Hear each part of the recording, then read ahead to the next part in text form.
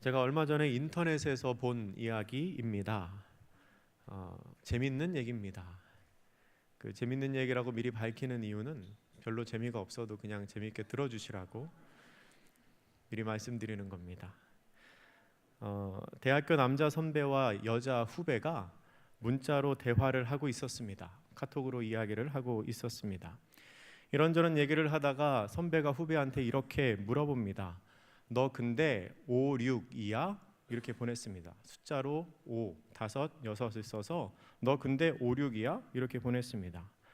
그 문자를 본 후배가 정색을 하면서 이렇게 답장을 보냅니다. 선배님, 아무리 후배여도 그렇지 어떻게 여자 몸무게를 그렇게 함부로 말할 수가 있어요? 이렇게 보냅니다. 그랬더니 그 남자 선배가 이렇게 답장을 보냈습니다. 지금 무슨 소리 하는 거야? 너 수업 5, 6교시냐고.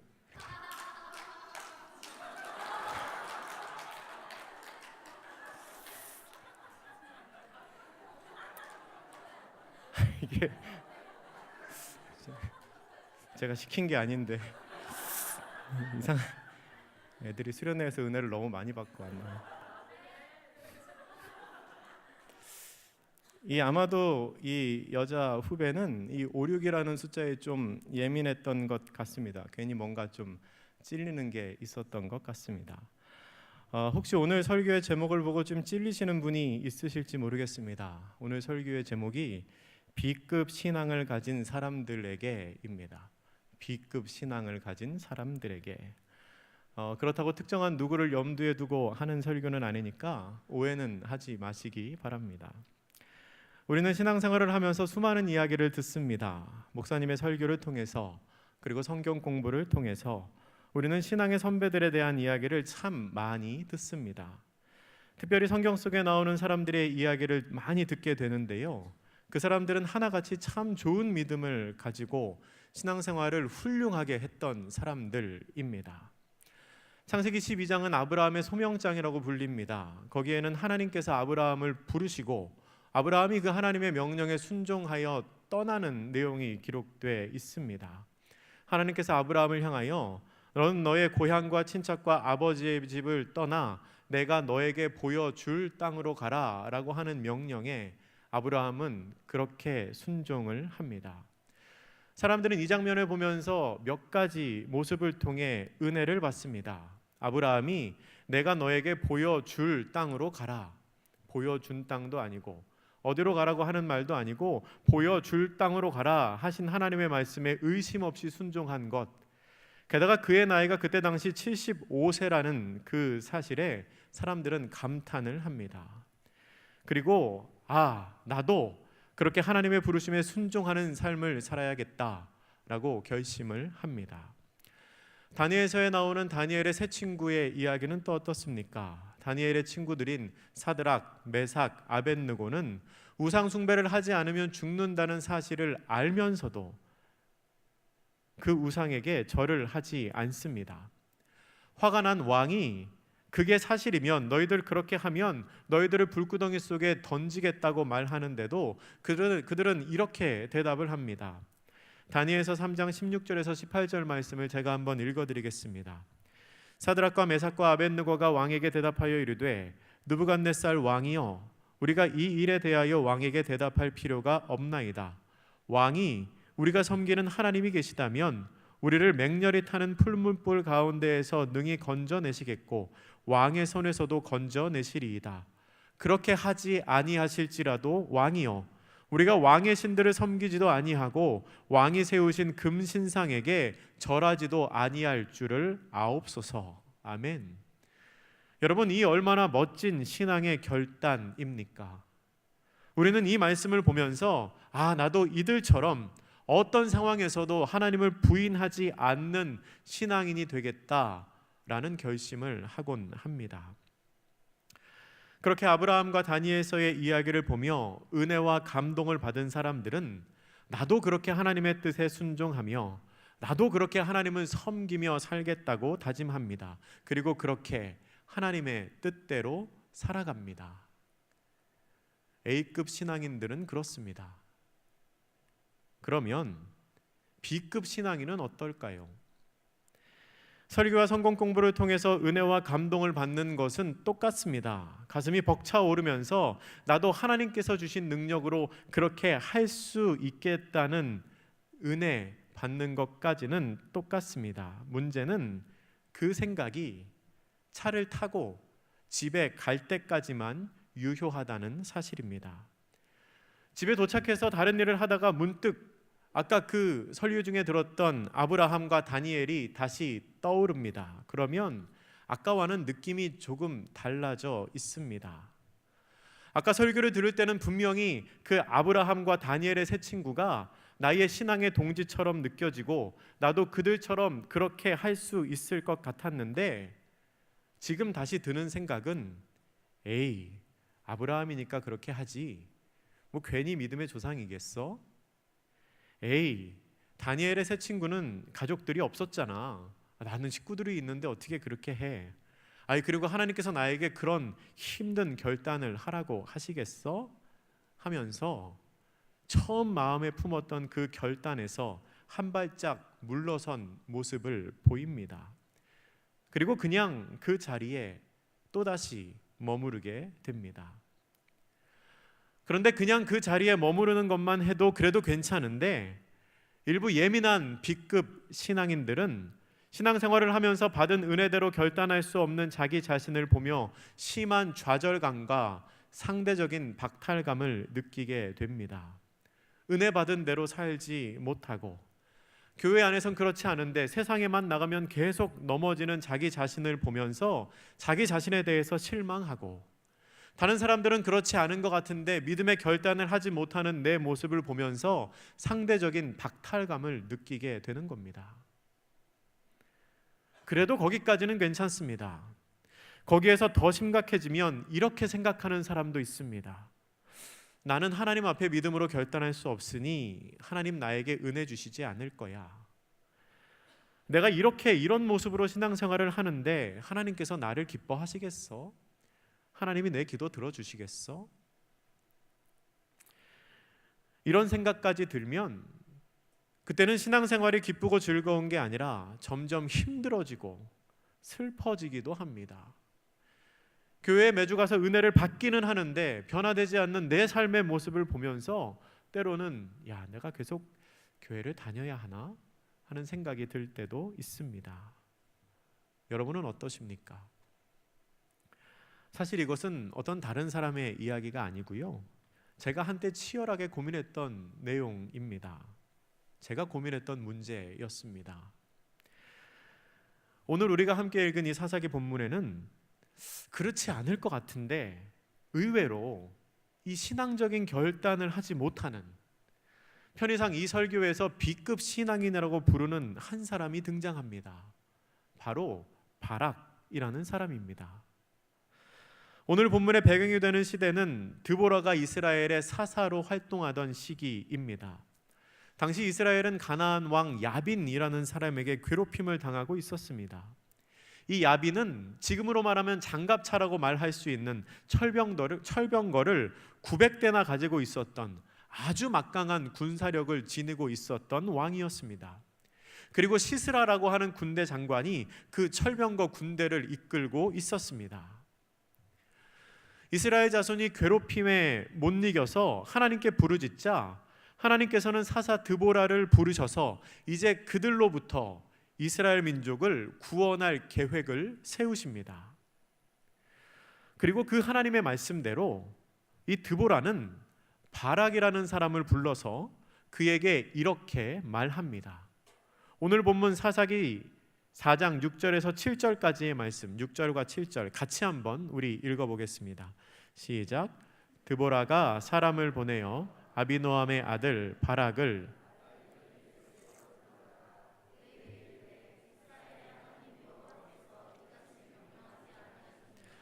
너는 납달리 자손과 스불론 자손 10,000명을 거느리고 다볼산으로 가라. 내가 야빈의 군대 장관 시스라와 그의 병거들과 그의 무리를 기손강으로 이끌어 내게 이르게 하고 그를 내 손에 넘겨주리라 하였느니라. 아멘. 여러분, 이것은 드보라를 통하여 하나님께서 바락에게 하신 말씀입니다. 무리를 이끌고 가서 싸우라는 겁니다. 그런데 그러한 하나님의 말씀을 들은 바락의 반응이 굉장히 의외입니다. 우리가 일반적으로 아는 성경의 인물들이라면 그러한 하나님의 명령을 듣고 다윗이 그리했던 것처럼 내가 만군의 여호와의 이름으로 나가 싸우리이다 라고 대답을 해야 할 것 같은데 바락은 이렇게 대답합니다. 8절 말씀 같이 읽습니다. 시작. 바락이 그에게 이르되 만일 당신이 나와 함께 가면 내가 가려니와 만일 당신이 나와 함께 가지 아니하면 나도 가지 아니하겠노라 하니. 아멘. 바락은 하나님의 명령을 전하는 드보라에게 이렇게 말합니다. 드보라가 안 가면 자기도 안 간다는 겁니다. 혼자서는 못 간다는 겁니다. 나 혼자서는 못 가니까 같이 가달라는 겁니다. 분명 이렇게 대답을 하는 바락은 A급 신앙인의 모습은 아닙니다. 제가 가끔 하는 말이 있습니다. 뭐냐면 하나님께서 어떤 사람에게 무슨 일을 시키실 때에는 그 일을 감당할 수 있는 능력도 같이 주신다라는 말입니다. 우리의 아버지 되시는 하나님은 절대로 우리가 못하는 일은 시키시지 않습니다. 일을 시키실 때에는 반드시 그것을 감당할 수 있는 능력도 함께 주십니다. 마찬가지입니다. 하나님께서 이미 바락을 그곳으로 보내기로 결정을 하셨다면 바락에게 그 일을 감당할 수 있는 능력도 함께 주셨을 겁니다. 그러나 바락은 결단하지를 못합니다. 그는 하나님의 명령에 순종하는 것보다는 그 하나님의 명령을 의지하기보다는 눈앞에 보이는 드보라를 의지합니다. 그런데 여러분, 이야기는 여기에서 끝나지 않습니다. 만약에 이야기가 여기에서 끝이 났거나 하나님께서 그런 바락의 모습을 보시며 너같이 믿음 없는 사람은 필요 없어, 내가 다른 사람을 통해서 이스라엘을 구원할 거야 라고 말씀하셨다면 아마 이 성경을 읽고 있는 저 같은 B급 신앙인은 아무런 희망을 가지지 못했을 겁니다.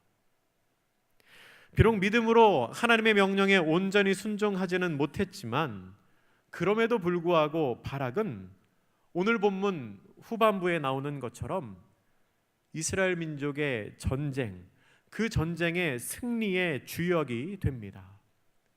사사기 4장 14절에서 16절까지의 말씀은 바락이 10,000명을 거느리고 시스라와 맞서서 그의 병거와 온 군대를 물리쳤다라고 기록하고 있습니다. 비록 우두머리였던 시스라를 죽이지는 못했지만 실질적으로 가장 앞에서 선봉에 서서 이스라엘 민족을 전쟁의 승리로 이끈 것은 바로 이 바락이었습니다. 그뿐만 아닙니다. 오늘 우리가 읽은 두 번째 본문, 그 히브리서 11장에 나오는 본문 11장 32절은 이렇게 기록합니다. 제가 다시 한번 읽어드리겠습니다. 내가 무슨 말을 더하리요? 기드온, 바락, 삼손, 입다, 다윗 및 사무엘과 선지자들의 일을 말하려면 내게 시간이 부족하리로다. 아멘. 여러분, 히브리서 11장은 믿음장이라고 불립니다. 이스라엘의 믿음의 조상들의 이름이 쭉 나열되어 있기 때문에 그렇습니다.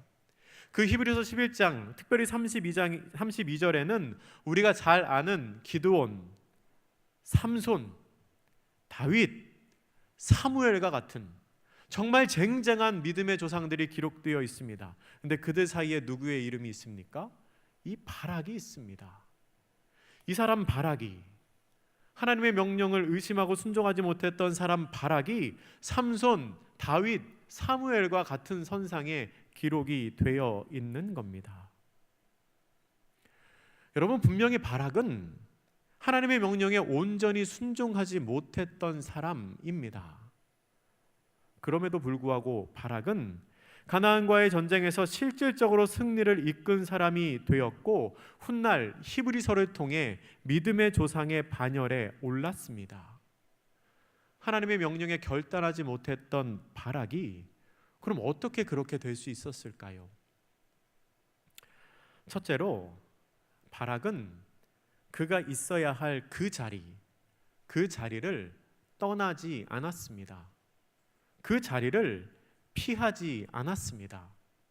좀 힘들기는 하지만 그는 자기가 있어야 할 그 자리를 지킵니다. 바락은 성경에 갑자기 등장합니다. 그리고 이 본문 이후에는 다시 나오지도 않습니다. 6절에서 아비노함의 아들이라고 소개되며 성경에 등장하는 바락은 바로 같은 절에서 10,000명을 이끌고 가나안과 싸우라는 하나님의 명령을 받습니다. 그에 따른 어떠한 부연 설명도 없습니다. 그래서 이 사람이 어떤 배경을 가지고 있는 사람인지, 그리고 군사적인 훈련을 받은 사람인지 우리는 알 수가 없습니다. 그런데 그는 하나님의 말씀에 온전히 순종을 하지 못합니다. 혼자서는 못 가겠다는 겁니다. 그러면 그가 왜 그렇게 대답을 했을까요? 아마도 이 바락은 혼자서 그 길에 나서는 것이 두려웠던 것 같습니다. 전쟁을 하러 나가는 것이 두려웠던 것 같습니다. 그런데 중요한 것은 그는 그 전쟁을 피하지는 않습니다. 두렵기는 하지만 자기가 있어야 할 자리가 그곳이라는 것을 알고 그 자리를 떠나지는 않은 겁니다. 여러분, 이게 중요합니다. 힘들더라도, 두렵더라도, 때로는 좀 버겁더라도 그 믿음의 자리를 떠나지 않는 것이 중요합니다. 오순절에 마가의 다락방에 성령님이 임하셨을 때 그곳에는 120명의 사람이 있었다고 합니다. 그런데 그 방에 있었던 그 120명의 사람들이 다 똑같은 모습으로 성령님을 기다리고 있다가 성령님의 임재를 체험했을까요? 제가 곰곰이 생각해 보니까 꼭 그러지는 않았을 것 같습니다. 물론 열심히 기도한 사람도 있었겠죠. 그런데 어떤 사람은 기도하다가 지쳐가지고 좀 쉬고 있던 사람도 있었을 겁니다. 어떤 사람은 그렇게 쉬다가 옆 사람하고 이렇게 대화하는 사람도 있었겠죠. 아, 예수님 곧 오신다고 했는데 언제쯤 오시려나. 어떤 사람은 피곤해서 자고 있는 사람도 있었을지 모르겠습니다. 그런데 여러분, 중요한 것은 그들이 어떠한 모습으로 있었던지 상관없이 그때 그 자리에 있었던 모든 사람들은 다 불꽃처럼 바람처럼 임하시는 성령님의 임재를 체험했다는 것입니다. 그때 그 자리에 있는 게 중요합니다. 지난 월요일부터 수요일까지 일청년부 수련회가 있었습니다. 화면 보신 것처럼 청년들이 굉장히 많이 모이는 캠프에 저희가 다녀왔습니다. 이번에 한 950명 정도 모여서 함께 2박 3일 동안 캠프를 했습니다. 잘 다녀왔습니다. 여러분, 조금 아까 보신 것처럼 청년들이 은혜 받고 이렇게 율동할 정도로 잘 다녀왔습니다. 근데요, 가기 전에는 가기 싫어하는 청년들이 있었습니다. 그리고 도착해서는 제가 누구라고 말은 안 하지만 저에게 목사님 집에 가면 안 돼요, 목사님 교회 가면 안 돼요 라고 말하는 청년들도 있었습니다. 이 중에서 제일 열심히 율동했던 그 청년이 근데 여러분, 그 캠프에 구호 중에서 그런 게 있었습니다. 현수막으로 만들어서 붙여놨는데 뭐라고 써놨냐면 그렇게 써놨습니다. 캠프에 온 것만으로도 은혜다, 이렇게 써놨습니다. 캠프에 온 것만으로도 은혜다. 여러분, 정말 그렇습니다. 그 자리에 있는 것 자체가 은혜입니다. 왜냐하면 그 자리에 있지 않으면 은혜 받을 기회조차 없기 때문입니다. 여러분, 그 자리에 있는 것이 중요합니다. 그 자리를 지키고 있는 게 중요합니다. 남들과 비교했을 때 조금 부족한 모습일지라도 떠나지 않고 그 자리를 지키는 것이 결국은 바락과 같은 믿음의 사람이 될 수 있는 길입니다. 바락이 승리의 주역이 된 두 번째 방법은 앞에 있는 사람을 잘 따라간 것입니다. 바락은 혼자서 갈 용기는 없었습니다. 그런데 앞 사람을 따라갈 만한 믿음은 있었습니다. 바락은 가라고 하는 드보라에게 혼자서는 못 간다고 말합니다. 당신이 나와 함께 가지 아니하면 나는 못 가겠다는 겁니다. 그 말을 들은 드보라는 9절에서 이렇게 말합니다. 나 드보라가 반드시 너와 함께 가리라. 여러분, 당시 이스라엘 군대가 출정하는 모습을 한번 상상해 보십시오. 10,000명의 사람들이 있습니다. 그리고 그 10,000명의 사람을 이끄는 바락이 제일 앞에 있습니다. 그런데 그 바락을 누가 데리고 가냐면 드보라가 데리고 갑니다. 이게 언뜻 생각하기에는 굉장히 언밸런스한 모습입니다. 그런데 바락은 그 상황 자체에서 굉장한 안정감을 느꼈을 겁니다. 드보라가 자기와 함께 있다는 그 사실이 이 바락으로 하여금 10,000명의 사람을 끌고 가게 만드는 용기를 내게 한 것입니다. 잠깐 다른 얘기를 하자면, 여러분, 여기에서 우리는 A급 신앙인들의 사명을 깨닫게 됩니다. 본인 신앙만 잘 지키는 것으로 A급 신앙인이 되는 것은 아닙니다. 이 10,000명의 사람을 이끌 수 있는 B급 신앙인을 믿음의 길로 인도하는 것이 바로 A급 신앙인이 해야 하는 일입니다. 다시 바락의 얘기로 돌아가면, 이 드보라는 혼자서 갈 용기는 없지만 따라갈 수 있는 믿음이 있는 바락을 잘 파악한 것 같습니다. 전쟁이 시작되자 드보라는 바락에게 이렇게 말합니다. 오늘 본문 사사기 4장 14절 말씀 우리 같이 한번 읽겠습니다. 시작. 일어나라. 14절 시작.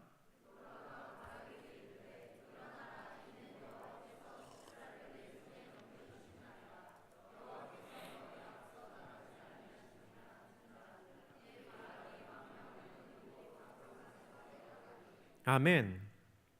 드보라는 바락에게 말합니다. 이미 하나님께서 너보다 앞서가시며 적들을 너의 손에 넘기셨으니 너는 그냥 가면 된다고 말하는 겁니다. 이 드보라의 말을 들은 바락은 10,000명을 거느리고 전쟁의 자리에 뛰어듭니다. 하나님께서 앞서가셨다는 그 길을 이제는 믿음으로 걷게 된 것입니다. 그리고 그 결과 이스라엘은 크게 승리하게 됩니다. 여러분, 앞사람을 잘 따라가다 보면 혼자서는 가기 어려운 길이나 아니면 모르는 길도 잘 찾아갈 수 있게 됩니다. 스스로 생각하기에 나는 좀 부족한 믿음을 가졌다라고 생각하시는 분은 막연히 혼자서 그 길을 가려고 하지 마시고 이 믿음의 선배들을 잘 따라가시기를 바랍니다. 성경에 나오는 믿음의 선배들이든 아니면 우리 교회 안에서 만나는 신앙생활을 잘하는 믿음의 동역자든 나와 함께 신앙의 길을 걸어갈 수 있는 그 믿음의 동지가 있다면 그 뒤를 잘 따라가시기 바랍니다. 그렇게 가다 보면 이 바락의 뒤를 10,000명이 쫓아갔던 것처럼 내가 그 사람을 따라가는 신앙이 어느새 다른 사람들을 끌고 가는 신앙으로 변하는 것을 보게 될 것입니다. 그런데 여러분, 사실 제가 설교를 하기 위해서 A급 신앙, 이 B급 신앙이라는 말을 만들었는데요, 사실은 그런 거 없습니다. 우리가 어떻게 신앙의 등급을 매기겠습니까? 하나님 앞에서 우리는 다 똑같은 자녀입니다. 자기 자녀를 A급 자식, B급 자식 이렇게 나눠서 부르는 부모님들은 안 계시겠죠? 안 계시죠? 마찬가지입니다. 하나님도 우리를 그렇게 대하시지 않습니다. 하나님이 우리를 그렇게 대하시지 않는데 감히 어느 누가 신앙의 등급을 매길 수가 있겠습니까? 혹여라도 제가 계속 A급, B급 신앙 얘기해서 마음이 불편하신 분이 있으시다면 그냥 넓은 마음으로 용서해 주시기를 바랍니다. 그런데요, 이 신앙의 등급을 매길 수는 없지만 분명히 다른 사람보다 신앙이 좀 약한 사람들이 있습니다. 마지막으로 그분들을 향한 위로와 권면의 말씀을 몇 가지 드리겠습니다. 혹시라도 나는 신앙이 약하기 때문에 하나님이 나를 돕지 않으실 거라고 생각하거나, 혹시라도 나는 믿음이 약하기 때문에 하나님께서 나의 기도에 응답하지 않으실 거라고 생각을 하시는 분이 있다면 그것은 대단한 착각입니다. 그것은 굉장한 오해입니다.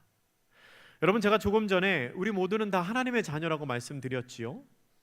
만약에 제가 하나님이라면 신앙이 조금 약한, 믿음이 조금 약한 자녀의 기도에 더 잘 응답을 해줄 것 같습니다. 왜냐하면 그렇게 기도가 응답되는 것을 보면서 그 자녀의 신앙이 크게 성장할 것이기 때문입니다. 원래 신앙생활 잘하는 자녀들이야 뭐 기도 응답 한두 개 안 해줘도 알아서 믿음으로 극복하며 굳게 설 수 있겠지만, 그렇게 약한 자녀들을 더 알뜰살뜰 보살피는 게 부모의 마음 아니겠습니까? 또 한 가지, 내 모습이 지금 이렇기 때문에 하나님은 나를 좋아하시지 않을 거야, 하나님이 이런 나를 좋아하시겠어? 라고 생각하는 것도 착각입니다. 여러분 각자를 그 개성에 따라 그 개성을 살려 만드신 분이 바로 하나님이십니다. 하나님께서 여러분을 그렇게 만드셨는데 여러분의 그 모습이 싫다고 하나님이 여러분을 싫어하신다면 그건 말이 안 되는 이야기이겠지요. 여러분, 우리 하나님께서는 우리가 아무리 이상한 행동을 해도 우리를 미워하거나 싫어하지 않으십니다. 이미 우리가 어떤 사람인지 하나님께서 더 잘 알고 계시기 때문입니다. 물론 안타까워하시지요. 물론 마음 아파하십니다. 그러나 내 모습이 어떠하다고 해서 하나님께서 우리를 미워하거나 싫어하시는 일은 결코 없습니다. 마지막으로 드리는 권면입니다. 여러분 왜 신앙이 성장하지 않는다고 생각하십니까? 스스로 생각하기에 나는 신앙생활을 오래 했는데 믿음이 좀 부족한 것 같아 라고 생각하시는 분 있다면 왜 신앙이 성장하지 않는다고 생각하십니까? 그것은 신앙적인 결단을 하지 못하기 때문입니다. 이 바락이라는 사람도 하나님의 명령이 분명한 드보라 선지자의 말을 듣고도 결단을 하지 못했지요. 그러면 왜 결단을 하지 못합니까? 왜 우리는 신앙적인 결단을 하지 못할까요? 우리가 신앙적인 결단을 하지 못하는 가장 큰 이유는 두려움 때문에 그렇습니다. 우리가 그렇게 신앙적인 결단을 하게 되면 하나님께서 내 삶에 어떻게 개입하실지를 모르기 때문에, 내가 하나님의 뜻에 무조건 순종하겠다고 다짐을 하면 하나님께서 나에게 다가오셔서 어떤 일을 시키실지 모르기 때문에 그게 두려워서 함부로 결단을 못하는 겁니다. 성경에 나오는 수많은 믿음의 선배들을 보면 그 믿음에 감탄을 하기도 하고 은혜를 받고 나도 저렇게 살고 싶다라는 마음이 들기는 하지만 솔직한 마음으로 마음 한구석에는 내 삶에는 그런 일이 일어나지 않았으면 좋겠다는 생각이 있어서 그 두려움이 우리로 하여금 결단하지 못하게 만드는 겁니다. 내가 이제 하나님께 순종하겠다고, 내가 이제 믿음으로만 살겠다고 결단했는데 하나님께서 갑자기 아브라함에게 말씀하셨던 것처럼 그럼 네가 살고 있는 그곳을 떠나 라고 말씀하시면 어떡합니까? 다니엘의 세 친구처럼 믿음을 지키기 위해서 죽음을 선택해야 하는 일이 생기면 어떡합니까? 그렇게까지는 아니더라도 내가 하나님의 뜻에 무조건 다 순종하겠습니다 라고 결심했는데 하나님이 나에게 그럼 너 가지고 있는 것 다 팔아 헌금하고 너는 앞으로 내가 주는 양식을 먹고 살아라 라고 말씀하시면 어떡합니까? 이게 책에서 보는 얘기가 아니라 내 삶의 현실로 다가오는 것을 우리는 원하지 않기 때문에 그 믿음의 결단을 하기가 너무나 힘든 겁니다. 하나님께서 내 삶에 개입하시면 마치 무슨 일이 생길 것과 같은 두려움이 저희들의 마음속에 있기 때문에 그렇습니다. 그런데 여러분, 그것 또한 우리의 착각입니다. 엄밀히 말하면 그런 착각은 사탄이 주는 마음입니다. 사탄이 우리로 하여금 주님 앞에 헌신하게 하지 못하도록 우리의 마음을 꼬시는 겁니다. 여러분, 우리 하나님 그렇게 가난하시지 않습니다. 여러분이 하나님 앞에 헌신하겠다고 결심했다고 해서 마치 하나님이 기다리셨다는 듯이 그래? 그럼 가진 돈 다 내놔 그런 분 아니십니다. 여러분, 우리 하나님에게 그렇게 사람이 없지 않습니다. 내가 하나님의 말씀에 무조건 순종하겠습니다 라고 한다고 해서 갑자기 준비도 되어 있지 않는 나를 향하여 그럼 너 아프리카로 가 라고 말씀하시지 않습니다. 그런 일은 잘 일어나지 않습니다. 여러분께서는 하나님이 선하신 분이라는 사실을 믿으십니까? 그리고 그 선하신 하나님이 우리를 사랑하고 계시다는 것을 믿으십니까? 그렇다면 왜 결단을 하지 못하십니까? 선하시고 우리를 사랑하시는 그 하나님이 내가 이런 모습인데도 나를 이만큼 사랑하시는 하나님이 내가 결단하고 헌신했을 때 더 큰 사랑과 은혜로 내 삶을 풍성하게 채워주실 거라는 건 너무나 당연한 일 아닙니까? 설마 그 선하시고 우리를 사랑하시는 하나님이 여러분을 힘들게 하시겠습니까? 말씀을 정리합니다. 스스로의 믿음이 약하다고 생각하시는 성도님이 계시다면 주님의 이름으로 부탁드립니다. 여러분, 믿음의 자리를 떠나지 마십시오. 믿음의 선배들을 잘 따라가십시오. 그리고 믿음으로 결단하십시오. 특별히 내일부터 전교인 새벽 기도회가 시작됩니다. 그 믿음의 자리, 그 기도의 자리를 놓치지 마시기를 바랍니다. 이제 9월 달이 되면 성경 읽기반이 시작됩니다. 이미 우리 교회 많은 분들이 그 성경 읽기반에 참여해서 큰 은혜를 경험했습니다. 그 은혜의 경험을 여러분들도 함께 하시기를 바랍니다. 청년부 캠프 얘기 한 가지만 더 드리면요, 캠프 구호 중에 이런 게 있었습니다. 아무것도 하지 않으면 어떤 일도 일어나지 않는다. 아무것도 하지 않으면 어떤 일도 일어나지 않는다. 여러분, 아무것도 하지 않으면 어떤 일도 일어나지 않습니다. 믿음으로 결단하시기를 바랍니다. 두려움을 떨치고 우리가 그렇게 행할 때 하나님께서는 이전까지 누릴 수 없었던 은혜로 우리의 삶을 반드시 채워 주실 겁니다. 기도하겠습니다. 하나님 아버지, 우리가 교회에 와서 설교를 듣고 성경 공부할 때에는 그렇게 하겠다고, 그렇게 헌신하겠다고, 나도 그렇게 살아가겠다고 수없이 다짐하지만 돌아서면 다시 약해지는 것이 저희들의 솔직한 모습입니다. 주님, 저희들의 약한 마음을 강하게 하시고 저희들의 마음속에 있는 두려움을 없애주시옵소서. 신앙생활이 저희들의 기쁨이 되게 하시며 하나님을 섬기는 일을 통해 은혜를 체험하는 우리 모두가 되게 하여 주옵소서. 믿음의 자리를 잘 지키게 하시고 믿음의 길을 잘 걸어가는 우리 모두가 되게 하옵소서. 감사드리며 예수님의 이름으로 기도드립니다. 아멘.